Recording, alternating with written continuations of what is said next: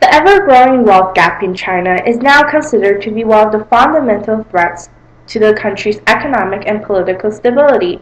Dr. Eugene Rong, director of Development Institute's Social Issue Research Center at the Chinese Academy for Social Sciences in Beijing, explains that in the past 10 years, China has experienced a rapid period of transition from a planned to a market economy. In the process, farmers' economic interests have grown far more slowly than the national average. This widening wealth gap, or an income gap, has made social justice a focal issue for disgruntled peasants. Peasants' interests have also been gravely impacted by the huge tide of land appropriation in recent years. In the next decade or two, China will likely enter a period of frequent social conflict. Peasants are likely to join hands with workers and members of the lower intellectual class and confront the elitist alliance that dominates society, creating political, economic, and social upheaval in China. Rats aimed at the wealthy can go from vandalism to include kidnapping and even murder. For example, Cherry Chang, an editor of a luxury magazine in Shanghai, said her car, a red Porsche, had been vandalized 3 times in the last week. China had lifted over 300 million people out of absolute poverty, or living with less than $1.25 per day. Yet 400 million people are still living with only $2 per day. Does that raise of $0.75 make that much of a difference? The growing wealth gap shows an increase of relative poverty while absolute poverty is lowered. The GDP per capita have increased by 24 times since 1978, while income inequality have increased as well. The Gini coefficient measures the inequality of income distribution by showing overall wage patterns based on what percentage of individuals are earning what percentage of a country's income. China's Gini coefficient is approximately 0.47, doubling its figures 30 years ago and over the 0.4 of which the World Bank sets as a warning level of inequality.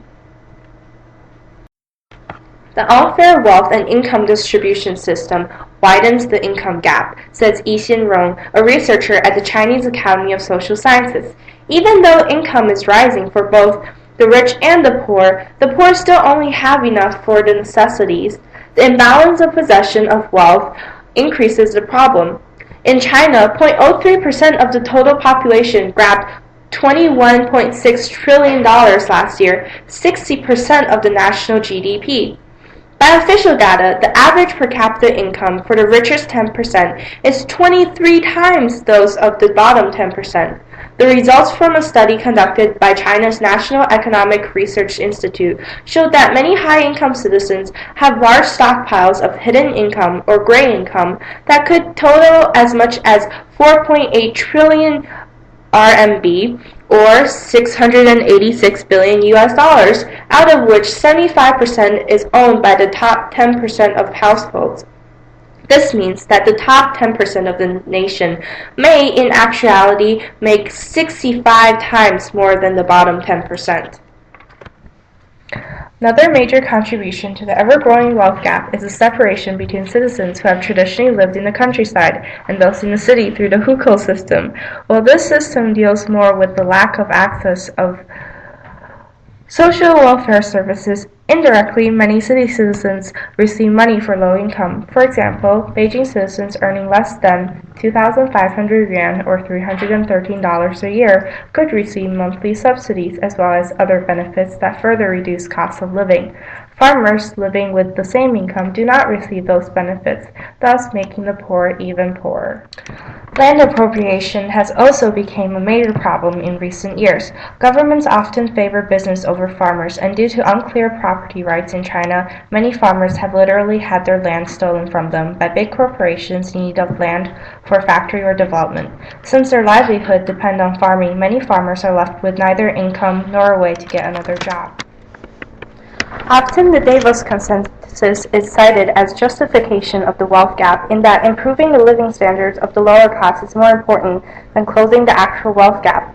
However, this is not a viable solution in China, where the difference between the rich and the poor is to an extreme extent.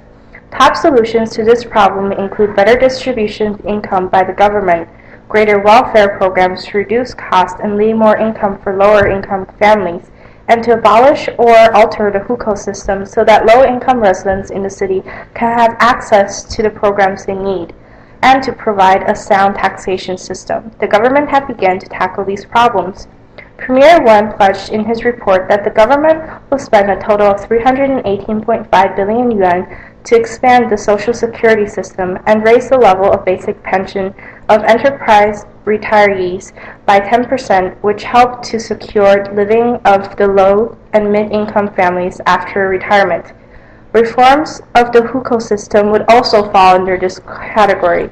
The government needs to alter policies of applying for a city hukou when migrants have been living in an area for a certain amount of time, or abolish the system altogether so that more and more of the lower class can obtain the opportunity to improve through better education, medical attention, etc. More equality in the availability of urban education and healthcare should be granted for all workers and their families, while more rural townships need to provide useful public services so that there would not be so many people yearning to move into the cities. This would directly help to lower the cost of living and leave more money for low-income families to utilize. A sound taxation system is also important for narrowing the income gap. First, the state needs to set up a wealth declaration mechanism so as to adjust wealth disparity. In most developed countries, taxes like inheritance tax, property tax, and capital tax are very effective in narrowing the wealth gap because those with the most in society also needs to give back the most. For example, in the United States, Britain, and Canada, property tax account for more than 9% of the whole, much higher than that of China. This may be difficult to achieve in China in the government's eyes due to the unclear property laws. Yet this would also reduce the complaints of the public of the detainment of wealth by the upper class without sharing any of it with neither society nor the lower classes, which would help to reduce social tensions. Zhou Tianrong, senior economist of the Party School of the Central Committee of the Communist Party of China, emphasizes that the most important way to reduce the income gap is to improve the primary distribution of national income. The government should do more to raise the proportion of laborers' incomes in the income basket, which has been declining for years in accordance to the raising Gini coefficient. The government should set strict standards for the incomes of executives, especially senior ones of state-owned enterprises and financial institutions. Ultra-high incomes at monopoly industries such as telecommunication, energy, and power generation only widens the income gap and worsens social equality, since most of the wealth only goes to one or a select group of people, and have long been a source of public complaint. This must be altered so that a higher percentage of the nation can share the wealth that they have all worked to build. While Beijing have taken certain unorthodox steps such as attempting to promote the reduction of wealth gap between the rich and the poor and reduce negative feelings by forcing exclusive developments to fill a quota of affordable housing for the poor and banning luxury ads, these actions seem more appeasement than solution. But appeasement will not rid the problem forever, only delay and worsen. Thus, the CCP should take steps to achieve long-term solution and match the improvement of standard of living with income of the overall society by following solutions discussed in this video. Thank you.